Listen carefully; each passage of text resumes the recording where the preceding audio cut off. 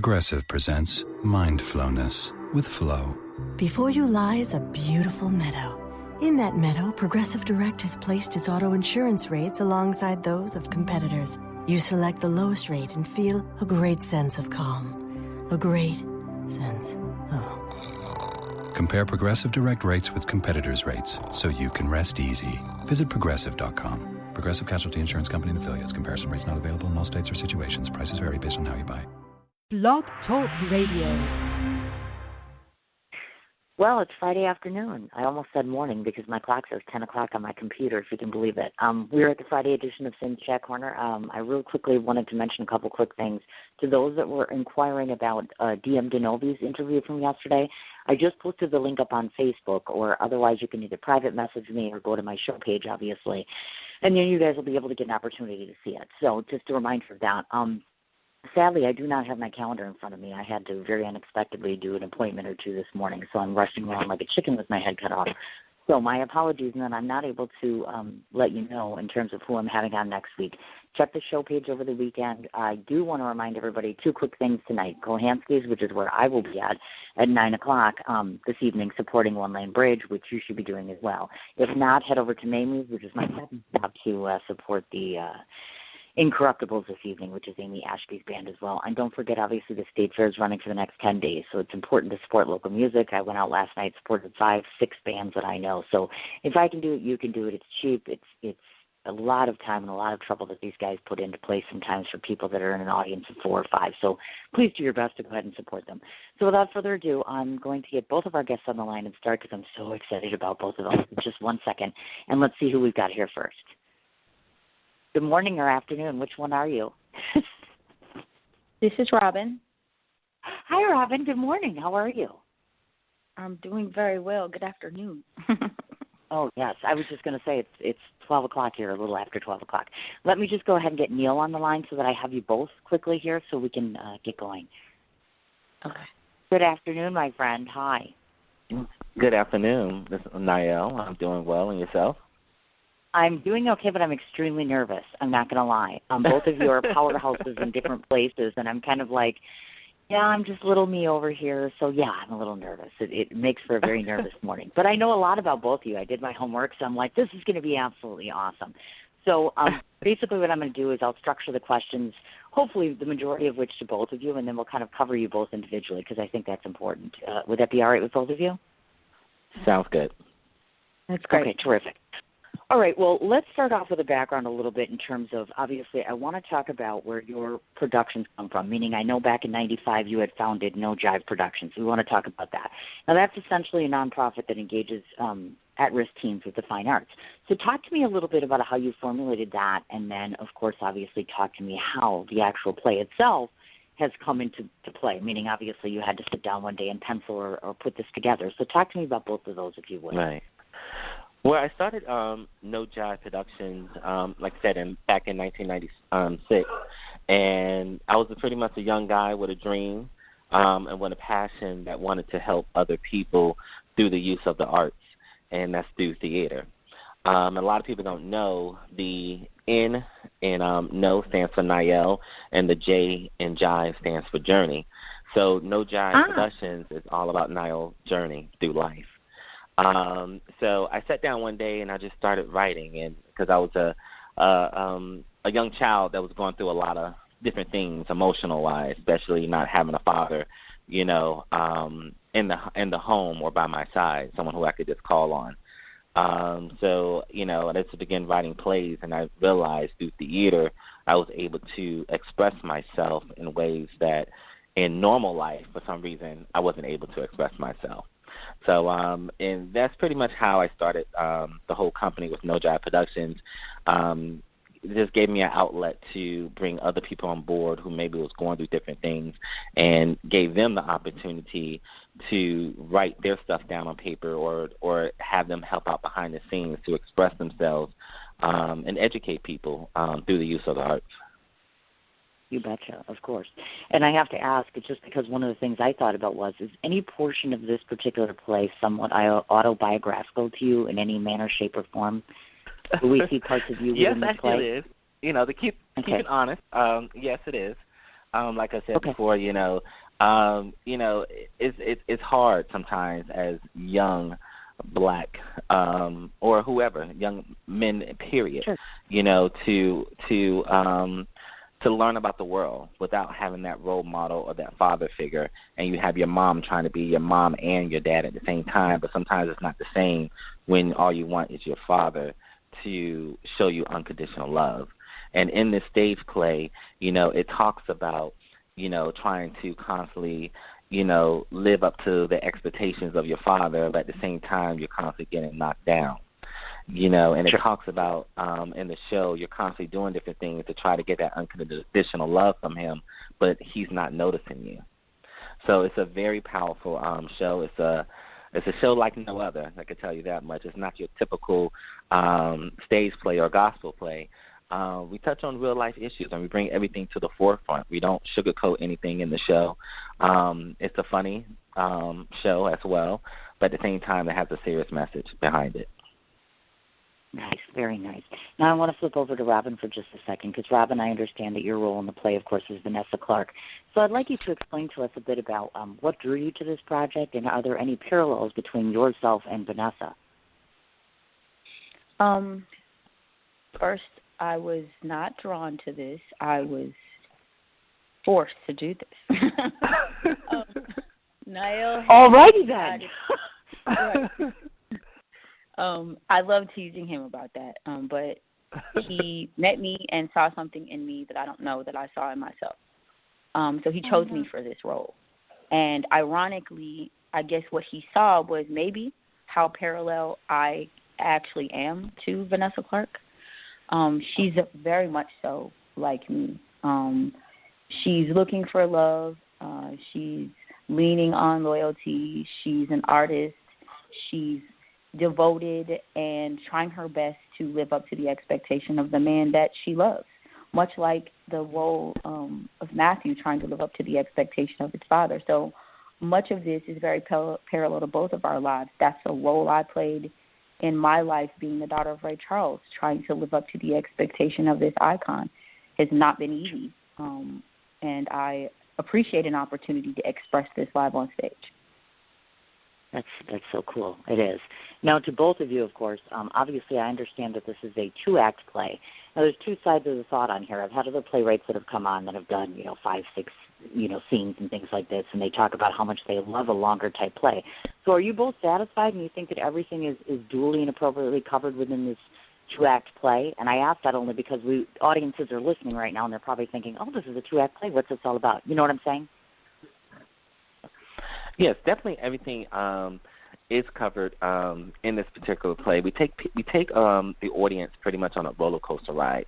So we take the audience on a little bit of background about Vanessa, where she's at in her life, as well as Matthew, where he's at in his life, as well as we talk about family values. We talk about, growing up in the church home. We talk about, alcoholism, suicide, masculinity. There's so many different things we talk about in this show that, it definitely touches on every single aspect. You won't get lost. I can tell you that much in the show. You definitely will be able to follow the show in these 2 acts in this performance. It's like I said before. It's a show that's never been done, on this type of mainstream before in the past. And when we've done the show before down in Miami, the show got really, really excellent reviews. The house was either sold out, packed. I just can't even express how, from the magnitude, especially with our actors, the message that people leave home with. I remember one time where when we did the show, and I'll never forget, so normally when the show's over, I'll go out to the audience and greet people, and this lady came up to me with her grandson, and she had tears in her eyes. I wish I could remember her name. I tell the story all the time. So if she's ever out there listening, I really want her to get in contact with me. But she came up to me, and she had tears in her eyes, and she said, "Thank you so much for doing this show. My grandson is right here, and I just want to let him know that I love him, and he doesn't have to be ashamed, for who he is and what he, for who he is, and thank you so much for doing this type of show." So stuff like that makes me continue to do what I want to do and continue to push and educate people and open up dialogues within the family homes of love and acceptance and unconditional love. Sure. Now, am I to assume also that you actually directed the play yourself as well? So you were hands-on completely, meaning not only did you write it, but you were there. Okay, so Robyn, I'd like to ask you a question, obviously, because you were obviously directed. I'm curious to see how he was in the capacity of a director, meaning obviously, was it a very quick production? How long did it take? Was everybody very comfortable with one another? Were there good relationships established? Absolutely not. I can't stand Nial. No, I'm just kidding. It's killing me. It's been 5 minutes. You're making me nervous now. You're so serious and so direct. Oh, my gosh, what am I going to do? No, actually, I wasn't in the original production. This will be my first time in the production. So we'll find out. I'll give you a call later and let you know how mean he is to me. Please do so. I was just going to say, I apologize. I just assumed naturally, of course, that you did the original one, so forgive me for that. Okay, no, that's okay. But here's my question to you, Robyn. We'll do a different one, obviously. Have you met with the cast ahead of time? Have you all spent some time together so you can have a working relationship? Because in film, they often tell me, like, we'll get together ahead of the film before we start shooting, get to know one another. Did that sort of thing happen with this particular cast of the play? In theory, we've had some interaction. We've shared some phone calls. I personally am not on location. I live in Houston, and so I make it a little difficult to commune and fellowship with the rest of the cast. But I do my best to kind of stay in contact and follow them on social media to be as much of a support as I can. But it's not the easiest task considering all of the other endeavors that I'm involved in at this point. You betcha. I understand. Now, I want to clarify something. Obviously, of course, I noticed when I went to the website that this has been indicative of, I'm going to guess that 18 plus is probably the age bracket you're looking for, because I know you said there's some content in here in terms of adult language and partial nudity, et cetera. So I want my audience to understand, are we talking teenage plus, or is this definitely 18 plus? From the past, we actually have, we do, it's not like vulgar language. It's moderate. But I do suggest the audience being, 16 and older for the production. And when I say brief nudity, it's pretty much just maybe like, showing the male chest, and that's pretty much it. Okay. That's what brief nudity is. It's not like, something that people haven't seen before. Yeah. So I was reading it and I was thinking, well, this could be a whole lot of things here, but I just wanted to be direct about it. Only because, people, I have a base all over the place, so if somebody's listening to this and I'm like, oh my God, we're a 14-year-old, and then they're walking around and there's a chest out or something that shouldn't be out. You know what I'm talking about? So I just want to cover the base. It's a male chest, not females, by the way. I gotcha. See, did you hear that, folks? So we like that. We like the boy chest thing. Well, at least I like the boy chest thing, so I'm like totally down for that. That's awesome. Right. Some of the things that you cover within the course of this play, I know obviously forgiveness is a big thing, sexuality, suicide. We want to talk about that a little bit, only because, first of all, we should. Most of us are survivors of that. Second of all, every time we turn around, sadly, it's in the news media all the time, another superstar, or sadly, people that aren't superstars that don't get recognized that end their lives. So why was it important to you to put in these two major themes of sexuality and suicide within the course of the play? Have these touched you personally? Are these things that you are trying to prevent, et cetera? Can you elaborate on that a bit? Well, the main reason why it was very important for me to put, certain things in the show is because a lot of people don't know, and I'm actually working on my own personal book called Breaking the Silence, and it's going to talk about a little bit about, all these different issues. But the main thing, especially with suicide, I went through a part of my life where I was teased, I was bullied, I was put down because of my weight, I wasn't good enough, and it came to a point in my life where I tried to commit suicide twice, actually. One time was with pills, the other time I tried slicing my wrist. I'll never forget that day. It was just I was driving on 95. I was crying because people just kept lying to me about just different things. I felt worthless because I didn't have a father. I had nobody to turn to.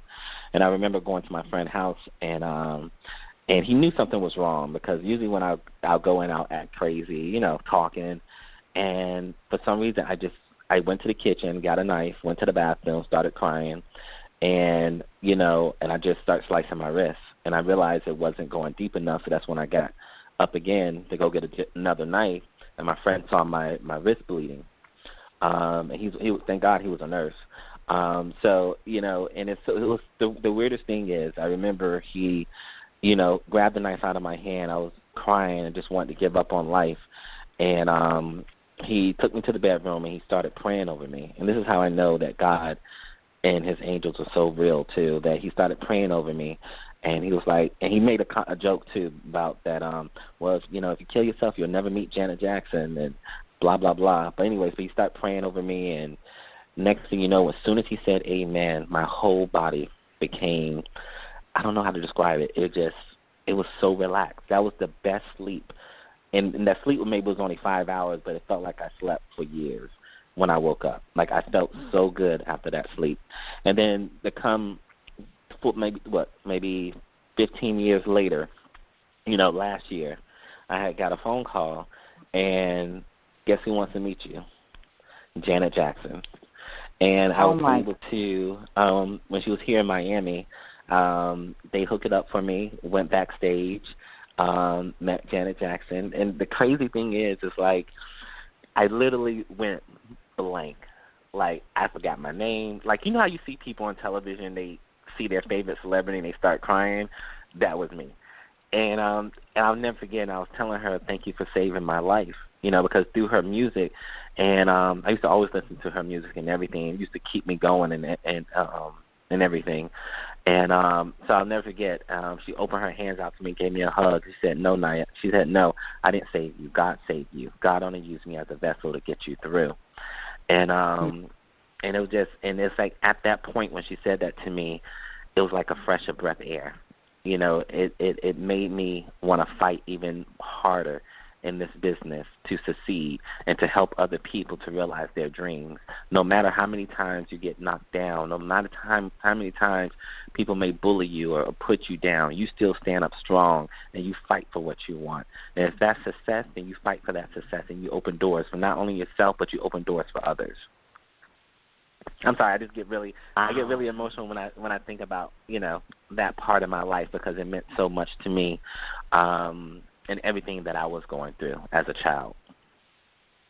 Wow. Well, thank you for sharing that with me. And I want you to promise me that you'll do me a favor. You come and knock on my door if you ever think that way again. Trust me, I've had to say this a multitude of times to people, and it's always so heartbreaking when you hear that someone could be here today and gone tomorrow. It's extremely frightening. Definitely. And I'm very big on, I really love to go out into the public and, like, talk to young teens. And that's something, like, on this tour, that's something that I'm talking with my team about, that I would love for the cast members to go out to different organizations for teens and young females who are, in a broken home or who's contemplating about suicide, who have committed suicide. Let's go out there and talk to them about our experiences and uplift them. But that's something that's a goal of mine. That's very cool. I like that. Now, I'm going to flip back over to Robyn a little bit, because, Robyn, I'd like you to talk about the character of Vanessa Clark. Tell us a little bit about who she is, what role she plays in this entire storyline. Let's start with that.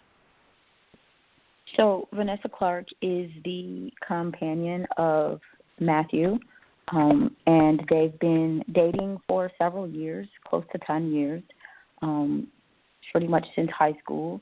They have recently purchased a home together, and they're contemplating marriage, although it appears that Matthew is not quite ready.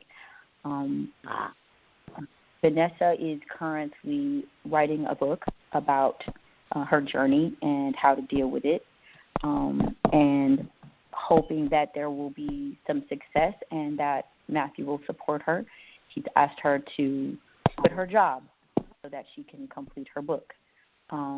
But she, in spite of her focus and attention on her plans and her endeavors, she's noticing that he's not as interested as he appeared to be once in the past. And much of the first act really touches on this distance or this lack of connection between the two of them, and it becomes blatantly obvious in this very intimate circle during the holidays with his family and her friends.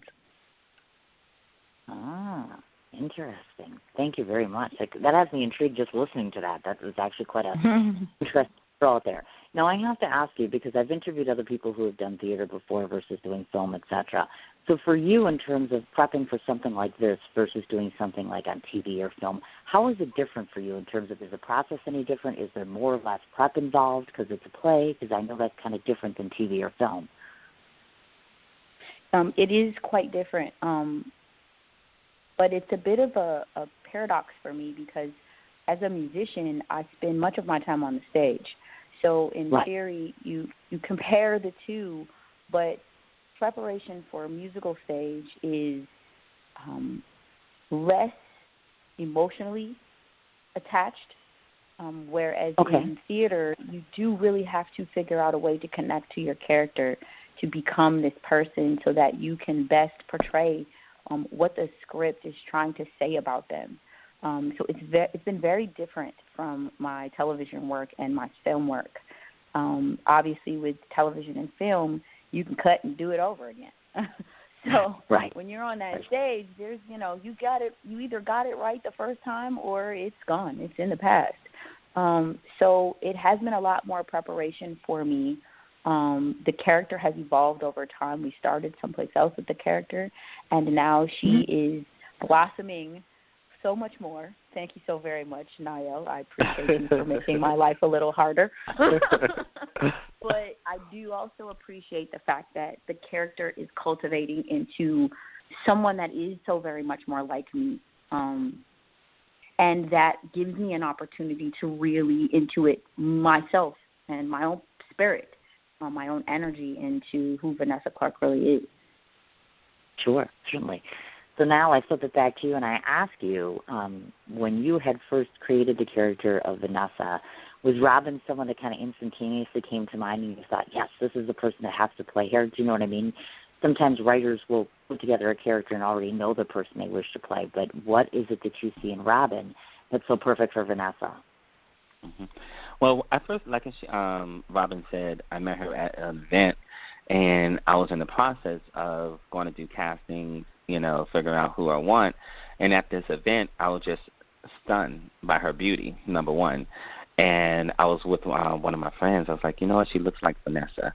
And then she went up there to perform, and the way she carries herself, I was like, you know what, that's Vanessa. I need to try to get her on board to this project. And so, and I approached her, and she was like, okay, email me. So, and ever since then, everything been good so far. So, but yeah, and of course, she is. Go ahead. I was just going to say to you, the first thing I said to her when I approached her, and I might add very nervously, because here I'm on Facebook, and I'm like, oh, look, there's that person I'm going to interview. And then I'm nervously typing, my God. And then you know how you type it, and then you put it away, and then you type it, and you erase it again. And that's one of the things I noticed about her. I said that she was striking. Isn't she striking in looks? I mean, she's just so darling looking. She really is. I mean, she has a very gorgeous. natural beauty to herself, and she doesn't come across very diva-like, which I think is very, very, very enlightening, not only as a musician, but as an actor. And I totally agree with you. She is so humble. You know what I'm saying, though, right? So humble. Yes. Right? Because at first I was We're like afraid acting like she's not here. Approach her. Right. I mean, right? Like, aren't you afraid? I mean, there's this stigma, and I guess we should talk about it right now, Robyn. So let's talk about that elephant in the room, which is this. 90% of us, I'm going to guess, like, we're a little afraid to approach you because you're you. Do you get that often? I was curious about that. Like, are people a little intimidated about who you are, meaning obviously your family background, et cetera, but just the fact that you're so accomplished as well? It's weird. Like, literally, I think maybe like a month or so ago, I was talking to a friend from high school, and we were talking about how I was less popular in school with the guys. And he said, well, that's because you seemed unapproachable. I was like, what do you mean? Was I mean or what? He was like, no, you just didn't seem like you were the one that guys should talk to. And I was floored. And now listening to the two of you talk about me while I'm here, I'm like, I don't know how to feel about this. Oh, it's not mean, no. We're being nice. I mean, we really are. We're kind of like, we're not worthy. We're not worthy. We're not worthy. I get it. I get where you're coming from, only because I had that rude awakening. Like, I really didn't understand that. And what I find is that maybe that is so very true, because I find myself going into my audience and, hearing them say things to me like that, because I'm standing on stage and I'm performing and I'm giving my heart, and I'm like, are you people getting it? And I get back, we were just kind of stunned at you. And it's a compliment. Don't get me wrong. I totally recognize the compliment, but it's a little overwhelming for me because I don't know I'm having an impact. You know what I'm saying? Like, you expect to see, rounds of applause and people throwing themselves at you or whatever, as that's your representation of an impact. And when you get this very different response, you have to really connect to the fact that, it's touching people. You know what I mean? Mm-hmm. And when it does touch people, they don't know how to respond to that, especially when, I really am a regular person. I try to impress Are you people hearing her right really now? am. Oh, yeah, I'm regular. I'm just me. I'm just But Robyn. I am. I'm just so, honestly, I'm so regular. Like, I was working with a radio station, and we were doing our branding for me as the spokesperson, and they're going around, and everywhere we go, they're got a makeup artist following me, and they're putting makeup on and lashes, and I'm like, I don't want to wear makeup, and they're like, but you have to. There's cameras everywhere. I was like, well, I want to have a no makeup campaign. I no makeup, and I'm arguing my own point to be. Man, it was horrible, but. That's who I really am. They're like, okay, we need to dress you and all this. I was like, can I just wear my jeans? And this is who I am every day. I feel like the best impression I can make on people, especially people that are my peers like me, is to be who they are. And this is who I am. And I want to impart that.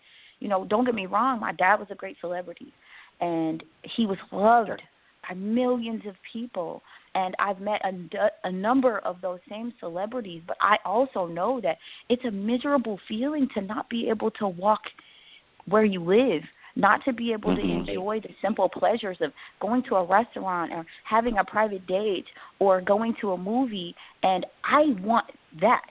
I want that, because that's how I can best reach people, is by knowing who they are, by knowing where they are.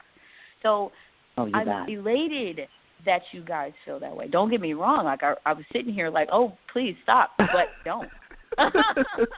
No, I mean, this is interesting. I interviewed Nial Martin, who is the daughter of Dean Martin. Now, Dean Martin to me is one of the greatest of all times, and I listen to Dean Martin all the time. So when she came on, the first thing I said to her was, and it's the same thing I thought of this morning when I was going to interview you guys. I was like, oh, my God. And I said this to Nial Martin, too, because I was like, I'm so petrified that if I don't do really well, your dad is up there, and he's, watching, and he's going to, haunt me, and all of a sudden it's going to be oh, my God, you totally didn't treat my daughter right, and he's going to be, waving his little hand, and I'm like, oh, my God, I can envision this right now. I know that's crazy, right? But think about it a minute, right? Hilarious. I mean, seriously, could you imagine answering to Ray Charles? Because I can't. Okay, that's all I'm saying. I mean... He was bad, too. He was a fighter, so, yeah, he would definitely haunt you. Oh, thanks. Now I'm feeling, Robyn, great. That's wonderful. But since we're on your dad, because I was very specific about really not, I adore him. And if you want, after this interview, we could arrange to have another interview and talk all about your dad if you wanted. But I really feel it's always hard for the children of famous people, clearly, because everybody wants to talk about your dad. So there's really only two questions that are kind of relative to your dad that I want to ask. And one of the things that I find very, very inspiring about you, Robyn, is that you very recently, I have heard and I've read that you really want to kind of reestablish. You've gone back to your roots in part. Obviously, Georgia is where Ray, your father, obviously had lived. So tell us why it's so important you kind of reestablish your roots in terms of your dad and where he came from and his whole just everything relative to him as far as that goes. And then second of all, I couldn't find out or verify if you actually play the piano like your father did. Well, to answer the latter question first, I don't play the piano. I wish I did. Wow. But unfortunately, I don't. But to answer the first question, the reason is because first, I have kids. And I want my kids to understand the importance of legacy. My dad had 12 kids, and we all have our hang-ups. We all have our issues. Many of them stemmed around our dad, but at the end of the day, we're family. And family should always take care of family. And understanding that goes back to knowing where we came from and how it began. He was a multimillionaire, and he lived this, echelon life, but he started very meager. And we have a tendency as people to think because of this celebrity status that that's all that there is and that's all that's important. But at the end of the day, it wouldn't have happened if it didn't start with his very meager means. So I wanted to know what that was, and I wanted to be attached to that. We went to, my sister and I, who recently passed, we both went to do an interview in Greenville, Florida, where my dad grew up. And that's where I saw the home that he grew up in. And there were these little old ladies. They're beautiful spirits. They're part of kind of the board or the committee to care for the memorial for my dad's home. And they're in there, like, taking care of the house and making sure that the wood is replaced and it's varnished and keeping things clean. And they're in their 70s and their 80s. And I'm thinking, there's 12 of us. And we've got kids of our own. Why are they responsible for our dad's home and we aren't? Right.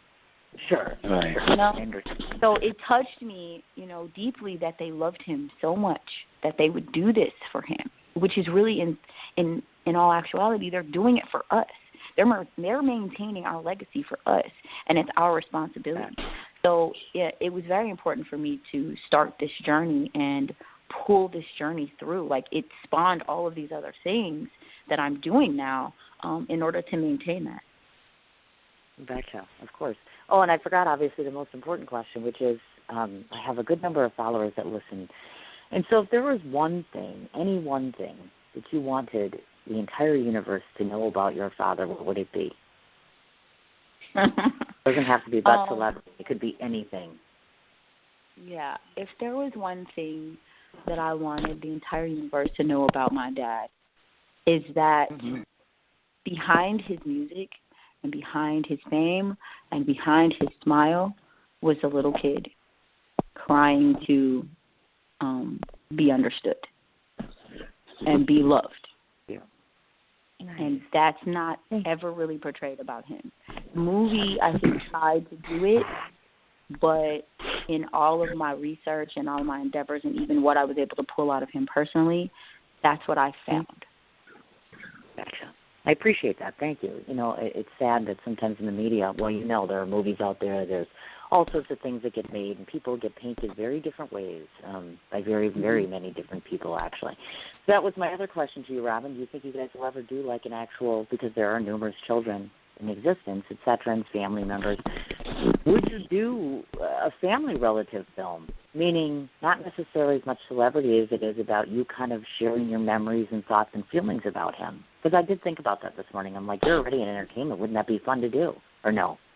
Well, no, it totally would. I was working on a project a couple of years ago, and we were actually debating doing an actual tour. It was a fundraising event where a bunch of legacies get together and we kind of do a bit of a documentary coupled with a tour where we talk about, our family legacies and how we grow up and how we have this common bond by being the second tier to this greatness and wanting to live through it. And it was going to come off kind of as a reality show, so to speak, but not based on, the where we are today, based on what is it that we want to create with this legacy and how can we allow or let the world into helping us, assisting us in creating this new greatness. Got it. Okay, gotcha. Got it. All right, we're going to switch gears back over to Nial now because I think it's very important when I interview someone that we talk about the fact that you're really a person. That means you're not tied up to a typewriter, you're not in front of a stage 24/7, and you're real, live, and human. Correct? Yes, exactly. Okay, good. First of all, I looked at you. A little like a Martian. I literally creeped on your Facebook page because I'm a journalist and that's what I do, and I looked at you and good Lord, you're just a cute little thing. I was like, oh my God, he's just a cute little thing. So apparently Niall has a few issues. From what I could read and ascertain, apparently your car is one of them and relationships is another. And so I'm floored by both because I'm like, first of all, you're just too cute. So what's up with this? What's going on? What's happening? Well, my car, for some reason, my car's been giving me issues for the past 3 weeks. It's like driving on the turnpike, and the next thing you know, my belt broke, and then I need a new alternator, and then next thing you know, 3 days later, I couldn't shift gears. So I'm like, oh, God. It's like it's always something. But as far as relationship goes, I am single. Been single for the past maybe, 3 years, something like that. So I am searching for that special person, that's someone who can handle, my lifestyle and the traveling and stuff like that. But I need someone who is who's humble and who's a go-getter, somebody who loves life and love to travel, because I love traveling internationally. I try to do one international trip once a year. This year I haven't been able to. I've been so busy. But it has to be the right one, So I am searching for that special person. Accepting applications. Yes, he's taking applications. I surely am. People. So feel free to submit. Second of all, this is so funny. So here you are, Mr. Serious and Mr. Professional, and then all of a sudden I'm on your page and I'm like, oh, he likes Golden Girls. Yeah, that's a little different. I was like, oh, my God, he's a fan of Golden Girls. I was floored because I was like, okay. But no, seriously, my kids have a question, and they're not here, but I saw this. You're a fan of these two movies that they want to see, Alien Covenant and Ouija. Okay, so my kids are like almost 13 and 11, right? So are these appropriate films? Because I'm going to say no, but you've seen them, so maybe you can help me? I like them, actually. Are they appropriate, or should I be concerned? Because obviously there's that kid thing there. Obviously they're young, right, but not too young. Right. No, it's fine. I think it's fine. Me personally, but I love them. Those movies. Now, as far as I went to go see a movie recently called oh my God, what's the name of it? Robyn. Was it Girl Trip or something like that? Girl Vacation? What's it called? Oh, yeah. I heard that. Oh, my God. When I tell you, I laughed from the beginning to the end. It is so hilarious. Now, that's not a movie I would go with my mom to see. Oh, right. No, I get it. Is that with Jada Pinkett Smith? That's the new one or something like that, right? Yes. Okay. Yes. That's what I thought. That was really good. And speaking of Golden Girls, I actually love Golden Girls. Believe me, I wish they would do more shows like that from like back in the days, how they used to do the sitcoms. I love Golden Girls. Like I watch it faithfully every single night at 12 o'clock on Hallmark Channel. No, 11. I think 11 o'clock on Hallmark Channel. Faithfully. Okay. Every single night. You are too funny. Oh, my God, that is too cute. That's adorable. And I wanted to make mention of this because I think this is super cool now. Because I was on your Facebook page. Yes, that's right. I know it sounds creepy, but how else am I going to find out about somebody I've never met?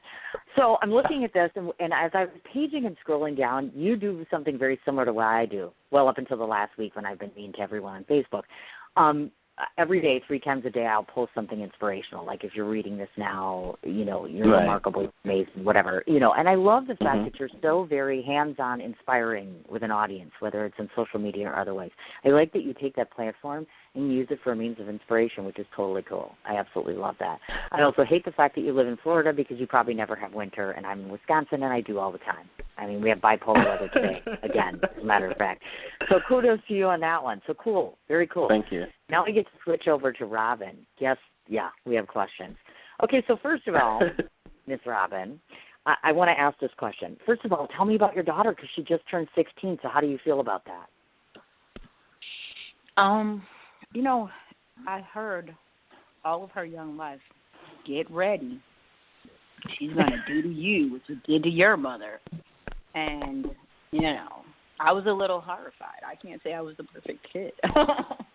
But, I have pretty much raised her up to be an independent thinker and to express herself honestly. So, my biggest thing was just for her to communicate with me and to let me know what's going on with her. And I always told her, like, as long as you tell me the truth, I can help you. I can prepare you. I can protect you. But I can't when I don't know what the truth is. And what I have learned about my beautiful daughter is that her coming into this new age, she really is opening that part of her life up to me. And I'm so proud of her for letting me in there, because at the same time, she connects more to me. Like, I feel that I can trust her as much as she can trust me. And that's been a struggle for us during her early teenage years. But she's really, really blossoming, and I'm so very proud of her. She's awesome. Oh, I believe it, definitely. And I've seen her picture, and she's as radiant as her mother is, FYI. I mean, talk about having a beauty stick in the family. That's what I'm saying. Mm-hmm. Totally. Let me tell you, our kids. Well, and you know, Mom, she's 16, so you know what that means, right? Do we have the gentleman caller yet, the young gentleman callers coming around and saying, I'd like to date your daughter yet? Or is it too soon? Yeah, there's been those. But, you know, my history in martial arts just keeps them a little bit at bay. They're like, oh, my God. Really that's your thing she's instilling, not liking.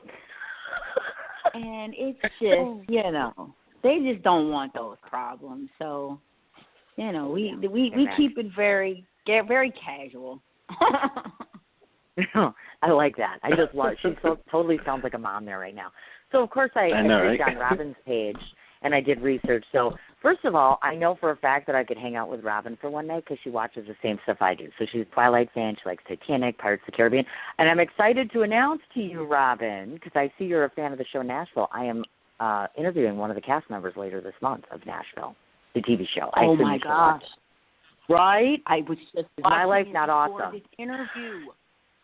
I was literally watching the last. I'm excited. Well, yeah, I obviously love Nashville. I love it. You know what's cool about Nashville, and don't kill it for me because I'm so far behind, so I have to get caught up before I interview him. I know for sure that it's coming on. Hayden Panettieri's manager is coming on, Ed Armatrudo, and we're trying to see if Bucky could come on as well. So the two manager guys would come on at the same time. I'm excited. I'm terribly nervous because I'm a huge fan of his, and he's actually done other work outside of television, which is really exciting to talk about. But what I found most interesting about Robyn is when you look on her page, there's 75 animated films, and I'm thinking, I know this girl ain't 21. So I'm like, this either has to be a child thing or you're totally that well into animated films. Please tell me that you're not watching, Fantasia alone or something. Because I was floored by this. I'm like, she totally loves animated films. No, I do. Well, I've got little kids. I've got a 7-year-old son. Right. So it's kind of been our thing. It's what we do. The new animated movie comes out, and we're the first ones there. So, you know, I've never let that go. I was the little kid that got up on Saturday morning in my underwear and pulled out a big bowl and dumped a whole box of cereal in it and sat on the floor and watched cartoons all day. So that just never. I still get up on Saturday mornings and watch animated movies with the kids. So, you know, that's what that is. I can't. I don't think I'll ever be able to let that kid go. You can ask my kids. They're like, Mom, would you please grow up? I'm like, I don't know. I think that is awesome. Absolutely awesome. I totally love that. Now, you know I'm going to ask that proverbial question, and probably because whenever I post up anything, then you've always got certain individuals coming to you and saying, oh, that person's coming on your show. Are they available and single? So we have to ask that question because I'm sure men are lining up to date you or afraid to date you. So I have to ask the question. So, Miss Charles, are we actively looking like Nial, or are we off the market? Just asking for a friend. For a friend? Oh, that's for two. Honestly, I'm not. Good luck, boys, with that one. Right. I'm not looking. I can't say that I'm looking. Here's what I've realized, that we, especially as women, we get out on the man prowl. We start looking for a man, and then we scrutinize everyone. So we can't really get to know anyone because we have our mind set on what it is we want to find, and we're out there looking for it, right? So I had to make up in my mind that in order for me to actually find a mate, I have to stop looking for him, and I have to let him find me. I just have to be available when he does. So right now I'm just kind of making myself available. Gotcha. Okay, got it. And just out of curiosity, the ideal mate for Robyn would maybe look like, act like, any kind of hints here? Any good way to get your attention? That's not fair. See, that's not fair. Now you're forcing me to go back to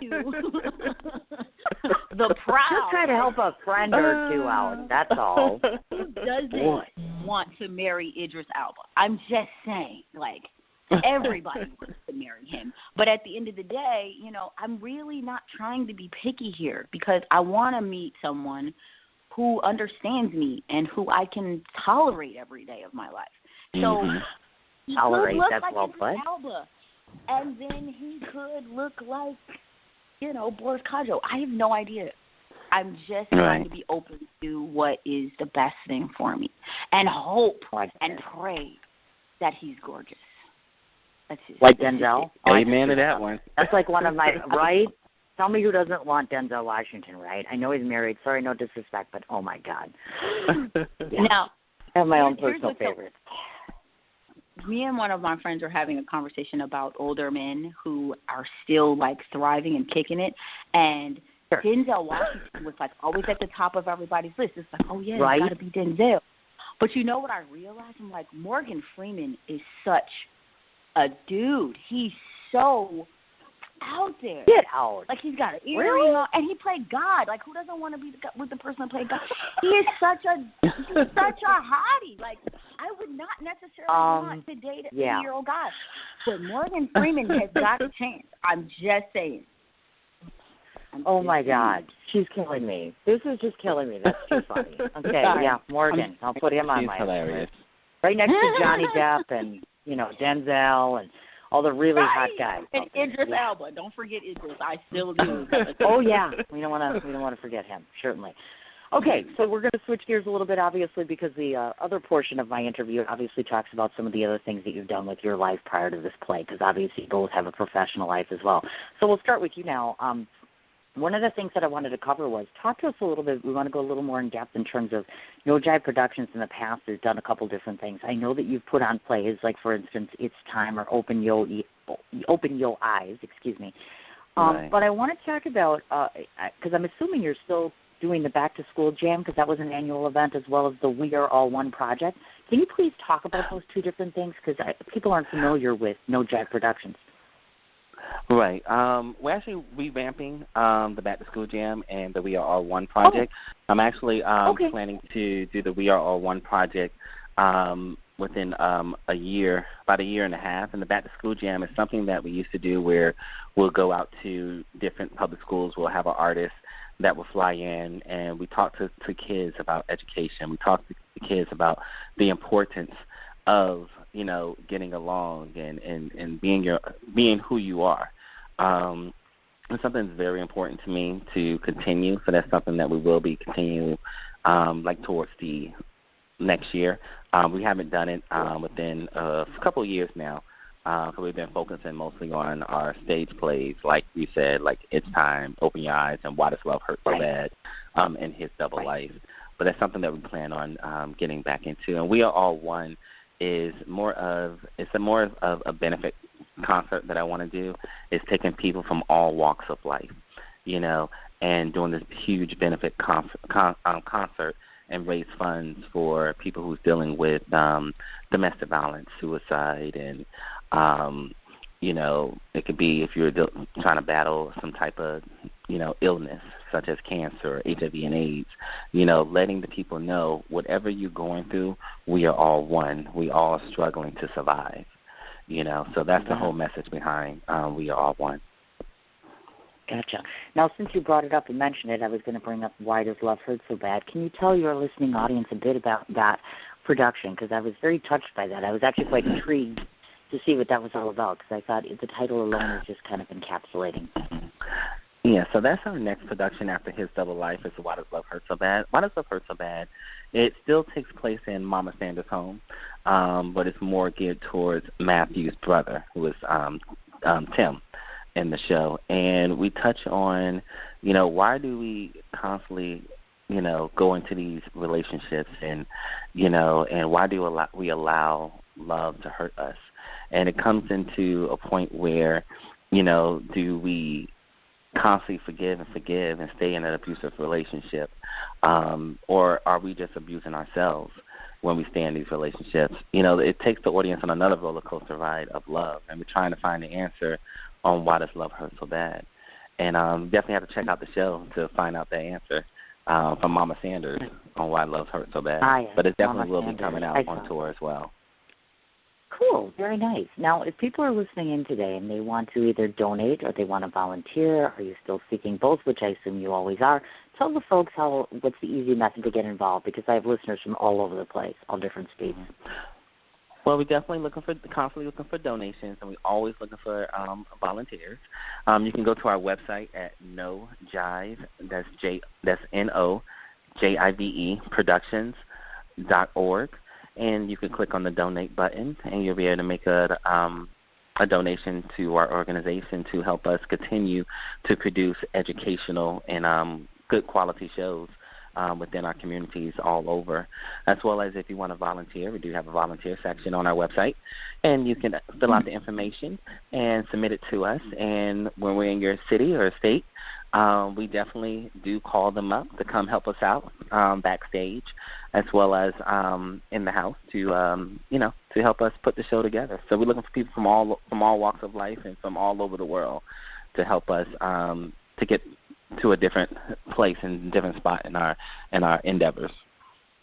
You betcha, definitely. And folks, just so you know, I know in the past you've been covered by the following. So if any of you are out there and have not looked it up, because we live in a technological savvy society now, go back. They've been covered on Channel 6 News, the Falcon Times, the West Side Gazette, the Miami Times, Miami Herald, Miami Lakes, all different publications, all different articles and coverage on No Jive Productions and, of course, on Nial himself. So check those things out. Now we're going to flip over to Robyn for a moment. Robyn, I wanted to ask you a question about this because, obviously, I don't know how much of your time was spent. I know you've done all sorts of different things, from modeling as well as doing work in TV and film, and modeling as well. And I knew that you were raised in Chicago, but I didn't know if you spent a significant amount of time, because I want to ask, I know you're in Atlanta now, how the difference is creatively or artistically, meaning is it blossoming and booming more so there? Because I know Chicago is very heavy arts, just like New York City is. So is it a little bit different? Well, actually, I'm in Houston. I just moved to Houston in October. I'm sorry, I didn't know that. That's okay. It was, I won't say it was top secret, but I was keeping it a little hush-hush. Atlanta is an interesting cavern of art. It is developing into a more of a culturally based place, but it doesn't have the same kind of artistic drive, I don't think, that Chicago had. Growing up in Chicago and developing as an artist and a singer, and even a songwriter in Chicago was very different from my time in Atlanta. Atlanta was the place to be recognized. Chicago was the place for development, and that's just pretty much how it's always kind of been.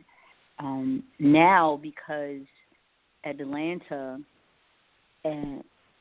because of Atlanta's push in the music scene, and because of the shift in the industry, it doesn't have the same weight that it used to have for an artist looking to launch themselves. There's still opportunities there. There's lots of musicians. There's lots of writers. There are a couple of labels that are still there, but ultimately the industry is going so independent that it's kind of lost its weight. So what I have found there is some great musicians, an opportunity to develop a fabulous live production, and even just great opportunities to do some mega production, just some really new stuff, innovative, work. So that I'm pretty excited about, which is why I didn't do this big. I'm transitioning because I'm still very attached to Atlanta. Got it. No, I understand. I do. Now, you are the owner, of course, of Ray Charles & Company, LLC. So to those of us that are unfamiliar with what your company does and how long it's been around, please talk a little bit about the company itself. It's actually called R. Charles & Company. Did I not say that? I'm sorry. it's a habit. Everybody sees the R. Charles and they think Ray Charles. It's totally fine. I get it. But that's the reason. That was part of the reason for the title. Like, it's a part of him. It's a part of me. It's a part of the rest of my family. It's a part of, my legacy beyond that. And the idea is R. Charles and Company is everybody that is attached to this legacy. The people I work with, my friends, my family, students, whoever they are, they're the company. And the company wouldn't be the company without its company, if that makes sense. It does. So, it does make sense. Yeah, that's where the title comes from. But it's a music publishing house. For now, I found that as an artist, that's our biggest setback, is that we don't know enough about the business, and we don't know enough about how to capitalize our talent and best exploit ourselves in the business, which is why we end up letting someone else do it, and a lot of times we end up losing access to everything we've done. So I didn't want that to ever be the case. My dad was instrumental in helping to cultivate people's independence in the music business and own their own work by just his own efforts. So I definitely didn't want to start my music career or launch my music career as a businesswoman and not have my own, not do it myself. So that's pretty much what it is. It's an opportunity to expose and exploit my own talents and my own work, and to help others do the same. Gotcha. And I know that you mentioned this before, of course, which was when you had been doing the work with the WRNWI, which is, of course, they educate and promote women within radio and seminars and live events. Is that something that you're still focusing on or incorporated with, or was that just a past venture that you're not doing at present? It was just a past venture that I'm not doing in present. Got it. Okay, I understand exactly what you mean. I know in the past you've also done, I saw that you did the event to raise funds for Haiti, of course, and of course I thought it was so cool during Black History Month. You had done the Daughters of the Rhythm and Blues. Can we talk about that a little bit? Because that was exciting, because that puts you together with two other children of very infamous singers, which I thought was so exciting. That actually was spawned from me doing the which actually was during Black History Month, the following year, the reality show that was kicked off by Jackie Wilson's daughter and Sam Cooke's daughter in Detroit. Once we did that and started to get exposure, we were looking to transition into doing this thing that we put together called the Legacy Tour. And it was basically, like I said, a series of concerts led by these different legacies that are still doing music or still in entertainment. So that brought me to working with two new legacies, which they're not new, but they were new to me, which is Keisha Jackson, this is Millie Jackson's daughter, and Heather Hayes, which is Isaac Hayes' daughter. So in that whole cultivation over that year or so time, that's how the actual tour was introduced to us by way of Carla Cooke, which is Sam Cooke's daughter. It was pretty awesome, actually. Oh, I bet. Oh, my God, that's so iconic and so exciting. And I just can't even imagine. So now, since we're talking about music, I had approached Robyn the other day, and I said, would you please allow me to play this woman, meaning your voice? And if any of you have never heard her voice before, out of all the different things I've watched, the music that you sent me, off your website, videos, etc., there's three top that I've picked out. I like I Don't Know, I like Crying Wolf, and I like The Question. So I picked the one that I like the most, which is Crying Wolf. That's the one I'd like to play, actually. There's something about it. I'm not going to lie to you. I mean, you're almost like date music. Does that make sense? Like, I'm sitting at home, and there's my girl Robyn. Let's turn it on, listen to a little date music. You know what I'm trying to say? I don't know if you did that on purpose, but it kind of feels like that. You know what I mean? Seriously. Well, like, there you go. Now I think we found a way for us to find a partner. We'll just turn on Robyn's music. There you go. Absolutely. Just saying. Throwing it out there. The music that I make so far, much of it has been therapeutic. So anything you hear is something that is actually a part of my life. It's something that I've experienced. So, a lot of that is about heartbreak. A lot of that is about how to deal in relationships and what to do and how I'm doing it. So it makes perfect sense that it would feel like date music because a lot of it had to do with, some relationship that I was in at the time. That makes a lot of sense. You betcha. Okay, so I'm going to stop talking for the next 4 minutes because we're going to play this song so everybody can get a chance to listen to Robyn, because I think they should, and I assume that they're going to love you as much as I do, but I'll let the song speak for itself. This is Crying Wolf.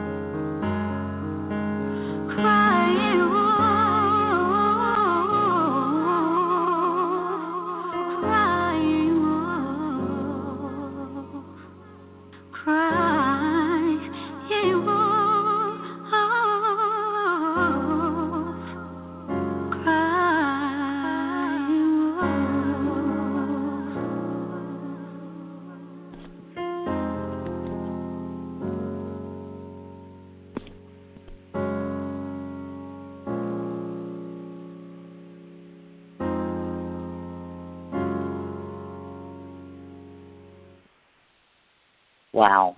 Right? Don't you just want to say wow? Because that's what I said the first time, and then the second time I listened to it, and then I was going to cry. So a lot of emotion and reaction out of that song. So aren't we all glad that I played that and depressed myself? No, it's absolutely breathtaking. I mean, I really am very much in awe of your music ability. For one, because it is that good, but more importantly, I have none. Like, I can't even sing drunk. Not that I've tried. So, big time. But I'm absolutely no good at it. So now I'd be useless to you. I can't act, and I can't sing. So basically I'm a loser when it comes to theater. But I think I do okay as interviewing, so we'll have to see when we get done. The last question I wanted to ask you, Robyn, relative clearly everybody's just heard you sing. So, I'm sure there are thousands of people out there now wondering, oh, well, now we want to see Robyn play or perform in person. Is that possible? Are you booking things, or are there places where people can come and go see you? I am definitely open to bookings. I haven't done a whole lot of live performances in my transition to Houston. I actually was... Like I said, I was on the tour, and the tour spawned a bunch of other shows. So during that year, I was very performance intensive. But in the transition, I just couldn't take any bookings without knowing that I'd be able to accommodate them. So now that I'm situated and I'm stable, I am open and willing to take more bookings if they're on the table. We're getting ready for a new single release next month. So I'm really hoping that will spawn some attention, some gravity for performance, and launching the project and the brand and everything encompassed. Gotcha. Okay, on the flip side, I don't want to forget to ask you now, because at one point in time I know you had done other things in other fields, including doing commercials and other work like that. So are you open to that? If there's people listening or individuals that are looking for someone who does production or commercials or modeling, are you open to any of those things, or is your schedule just not allowing that at this point? I am well, open I'm definitely to everything. Yeah. Oh, Nial I'm definitely. or Or both of you. It doesn't. Well, honestly, both of you really could fit the bill on that one, couldn't you? Well, go ahead, Nial. No, I'm definitely. And they're both open speaking to of everything. maybe, sort of, kind of, maybe. Yeah. Okay. Sorry. I'm definitely open to everything. I'm definitely open to speaking engagements. I'm open to modeling, TV commercials, branding. I love it all.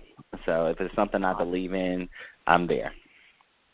Gotcha. And that includes you too, Robyn, I presume. Are you still modeling or doing some of those other things you used to do? And it also indicates that you do graphic design, or is that not right? Because it did say that, yes?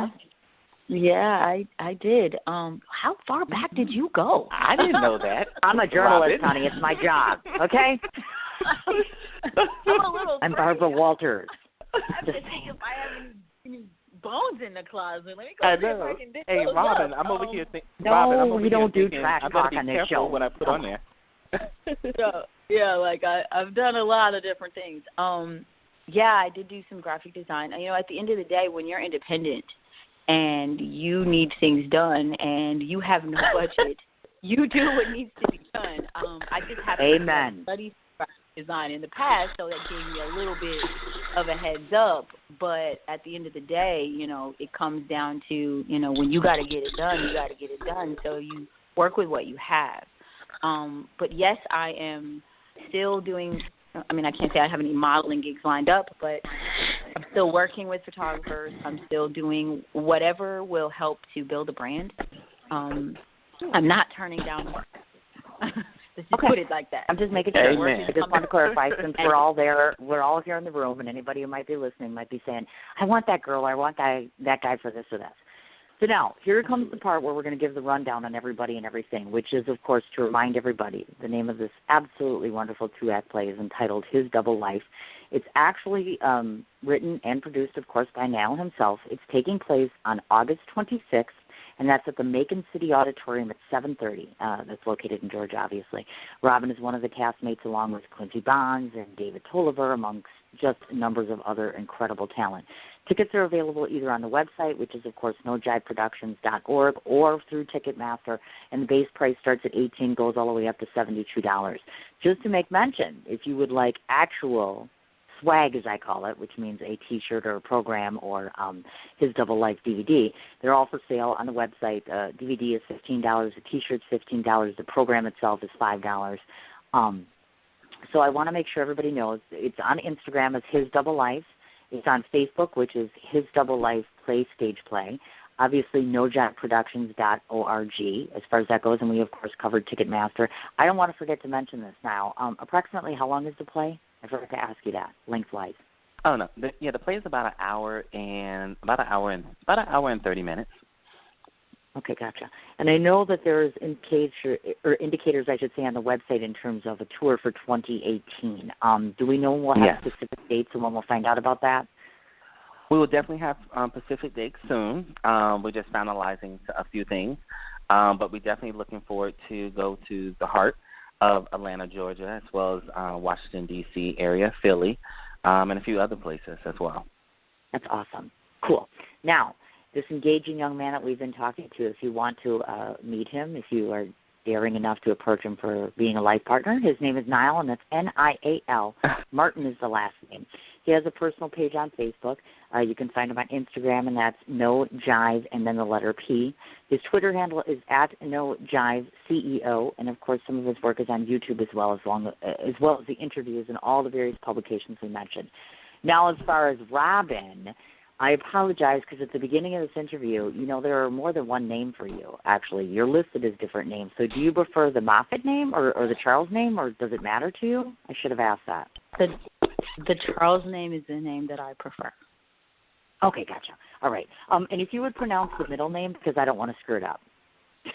You know what? I really appreciate that because I have had 100 people to mispronounce it, and so boldly that I have to just snicker at it and say, no, that's not how you say the name, but it's pronounced LaJoya. LaJoya. Yeah. Okay. I just want to make sure I was right. So you heard it first. It's Robyn LaJoya Charles, and LaJoya is spelled Lajoya. Her rundown goes as follows. She's on Facebook. Not only does she have a personal page, but also a professional page. Her website is RobynLaJoyaCharles.com. That's all one word together. Her Twitter handle as well as her Instagram handle are both Robyn L. Charles. She can also be found on YouTube, Google+, SoundCloud, or iTunes. Have I forgotten any other place to find you guys anywhere? Oh, you could also get tickets at hisdoublelife.com as well. Oh, yes, that's right. I should have mentioned that. I apologize. Gotcha. Robyn, is there anywhere else that you are, social media or otherwise? Did I forget anything? Social media didn't. My business webpage is rcharlesandcompany.com, and I'm also on LinkedIn. Gotcha, LinkedIn. I tried to find that, and I could not for some reason. See, I thought I dug everything up, and look I missed something. Look at that. That's okay. We got 90%. That's it. So now we've reached the point in the show where we're at the very end. So two things need to happen, which is, first of all, I need to send a very, very extensively big hug and a huge thank you to Dane Young for orchestrating this, because if it wasn't for him being on a page and he and I are on a mutual page together, this entire interview wouldn't have happened and I wouldn't have talked to you fabulous people. So first off, Dane Young, from me to you, I can't thank you enough. I hope I've done your clients justice. I hope that you're satisfied, and I hope they're satisfied, of course, with the work we've done today. To both of you, so you know, in about 2 hours from now, I'll send you both the link to this because it'll be archived, and anybody can go back and listen to it all year round. Did Dane mention to you that we have surprises on my show? No. No. And then there was silence. Listen to them. They're like, what is she going to do now? Well, I'm hoping, now we're at the surprise stage, that this will make you both happy. You probably haven't done a lot of journalistic research on me, so you probably don't know very much about me. So the two surprises I'm going to offer you, you probably don't have any idea that I do. So I'm going to throw this idea out to both of you and see what you think. One of the things I do professionally, I'm a professional author. I've been so for 20 years. I've only done radio for 6 years. But I have a background in journalism, and obviously I've written a number of books, etc. One of the things I've gotten into over the last few years is not only book review and film review, but I actually do review plays. So I thought I might just throw it out there. I mean, unless you don't need me, I could come to Georgia and I could sit and watch y'all and do a nice little review if you'd like. Oh, of course. Definitely, yeah. Is that okay? What do you I mean, say, unless Robyn? you don't need me. You probably have like 8,000 people already coming there. Like, they probably don't even need me. No, definitely. We welcome you. That would be lovely. Okay, so that was number one. Number two, I am the founder of, and now keep in mind, obviously, I'm about as broke as a joke as the rest of us independent. So I'm going to throw this idea out there on the hope that you're going to say, of course we're going to be in New York City, say, the end of September, beginning of October. And the reason why I say that is because I am the founder of an independent film festival. I'm doing my first film festival this year in New York City. And we have a number of different films that we're showing. And it's not just your typical film festival. We're doing film, we're doing music, we're doing all sorts of different things relative to entertainment. And so I thought to myself yesterday, I wonder if I asked them and I could orchestrate a way to where you're close enough to New York City that we could just recreate your play as part of the festival. Oh, wow. Okay, I'm definitely open to that. I'm definitely open to that. Pause. Like, okay. So I'm like, okay. So I want to throw that idea out there. And, of course, Robyn, you sing. So this is what I'm going to offer you. This is what I would like us to talk about, and probably off-air more so than anything else. But most of the work that I do involves me working with filmmakers and artists and other people, and filmmakers are always looking for music to use in film. And the first thing I thought about was, oh, my God, I have 25 or 30 filmmakers I'm working with right now, and I wonder if they know who Robyn Charles is, because I think they should know who you are. So I think that we should talk about maybe getting your music in the hands of the people that could use it for film, if you don't mind. I don't mind. I absolutely love that idea. Oh, my God. Mm-hmm. So afraid she was going to yell at me right there. Gosh. There was that pause. I'm like, oh, my God, she's going to yell at me right now. So on that note, Ray Charles, please don't haunt me. I'm begging you. Please tell me that you're satisfied. I hope that my guests have been satisfied. The last part of the show is I get to tell you both what I think of you. That's actually a part of the show. Okay. This is the only part of the show this is not scripted, by the way. This is the only part that's not written by me. That means people have cried. People have said nothing. It's been wild. The reason I do this is because I want my listening audience to understand that you're not just professionals, but you're people. I want them to get my impressions of you. And it's not scripted, which means it's not BS. It's actually from the heart to myself, to my guests, because I think it's important that you know what I think of you. First of all, when Dane approached me and he said it's a play, I didn't really care who was in it, to be honest with you. At first, I'm a huge proponent for independent arts. When I found out that the two of you were involved and I got a good, long chance to research both of you, let me tell you what I figured out about both of you. You're both somewhat parallel in a few certain things, which is I would venture to guess or ascertain that you're both very high in the emotion level as well as on being very eclectic and very high energy. This sense I get from based on everything that I've done, everything I've watched, everything I've researched out of both of you. You're both very highly attractive, very appealing people, meaning that one of you scares the hell out of me with just opening your mouth, and the other one on the other side of the fence is just too sweet to not listen to, if you get my drift. You have a way of getting your point across with using words, using stage, but just your presence. When I look at you, I get a sense of you really know who you are, what you are, and where you want to be. I get that same sense when it comes to Robyn on the other side of the fence. It's not often that I get to do two people in one day who are both so very talented, very true to themselves, and very true to the purposes and passions that they're in. One of you is extremely fortunate in that you shared with us that you have been very close to death on more than one occasion. I hope and pray that never happens again, because truly the world would be completely at a loss without you. I don't think you really realize how incredibly talented and inspiring you are. And I hope if I've done nothing else today, I've convinced you now that you're a worthy, amazing, astute individual. And I'm praying for your success with this play and many other things. And know you can come back anytime you like to promote anything you want. On the flip side of the fence, Robyn, you've put the fear of God in me, which I hope is probably a good thing, because it's not very often that I get this nervous about interviewing someone. And it's not because of your familiar history necessarily, but because you come across as being so strong and so surreal and so knowing of yourself and your purpose and where you're going and the things you want to accomplish. You're a wonderful mother based on every picture that I've looked at. The fact that they are your base, the fact that you spend so much time doing the mom thing instead of doing the entertainment and the marvel and the magic and all that great stuff is inspiring, and it's respectful, and it's wonderful. I meant what I said the very first conversation I had with you, which is you're radiant, and now I can see that you're going to be radiant on stage. I'm very impressed by your presence here. I welcome you both to come back. I welcome you both to come to me with anything that you might need, and I really hope and pray that I've done well enough for you. That's all. Yes, thank you so much. I appreciate that. That was so much. That was a lot. I'm sorry. That was a lot. Don't apologize. It takes me a second to process that stuff. Really? Mm-hmm. Yeah, So it does. Yeah. I'm like the cartoon. You seen the cartoon character when she gets hit by the anvil and like an hour later she's like, ah! That's me. Right.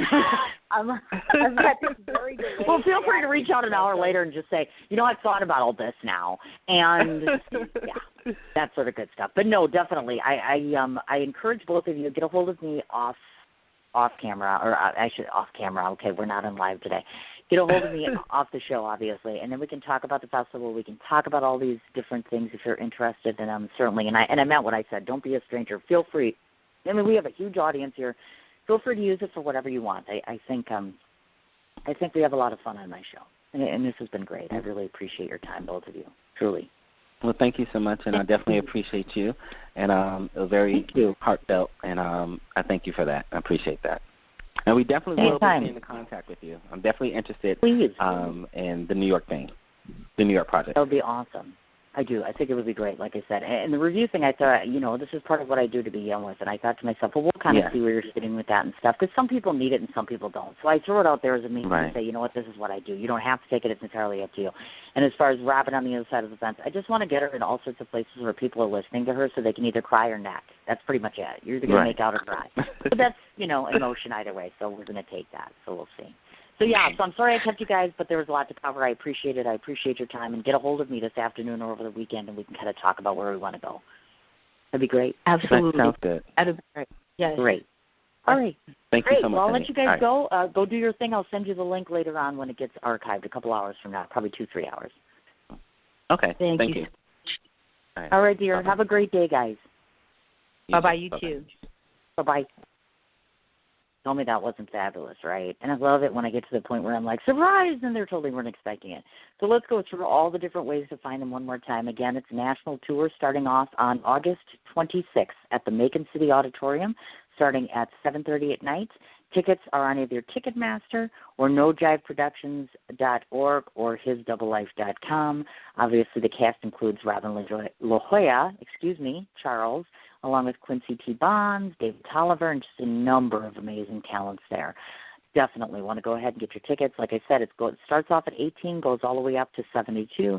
And as you heard Nial mention, of course, the intent here is to go to 8 other cities and do the tour in 2018. They are on Facebook as His Double Life Play Stage Play. Instagram is His Double Life. And, of course, nojiveproductions.org is the main website to find that play and all sorts of others. Nial, again, is spelled Nial, and that's Martin is the last name. He has a personal page on Facebook. He is on YouTube. He also has Instagram, which is at nojive. Instagram is nojive and the letter P, and the Twitter handle is at nojiveceo. And as far as Robyn, again, it's Robyn LaJoya Charles, and that's spelled LaJoya. She is on YouTube, Google+, SoundCloud, iTunes, and LinkedIn. Her Twitter is at Robyn L. Charles. Same thing for Instagram. Also, websites are robynlajoyacharles.com as well as rcharlesandcompany.com. Again, big, huge thanks to both Robyn as well as to Nial for their appearance today, along with Dane Young. I hope you were able to listen in to the interview. Thanks again. As I mentioned, over the weekend, go ahead and check the show page so you can see everybody that's going to be on the show next week. I want to send a huge shout-out to everybody who's been listening because we've had 3 great shows this week. I've always said without fans and followers, I have nothing. So thanks for making me a somebody, obviously. And lastly, I want to thank absolutely everybody who's been sending so much love and support on my Facebook page as far as recently. I know I've been very quiet. I know I've been off the grid. I obviously have very publicly said I'm going to fall off the grid now. We'll see how the weekend goes, obviously. But I just want you all to know how much I appreciate your love and your support and your respect and everything you do for me. So I hope everyone has a great weekend. I'm off to do a ton of work, have a little lunch. As I mentioned, get out to Kohanski's this evening, Mamie's, obviously Wisconsin State Fair Park, Head Knocker, one of our former interviews is there, amongst others. So please get out there and support live music, and we'll talk to you guys next week. Take care.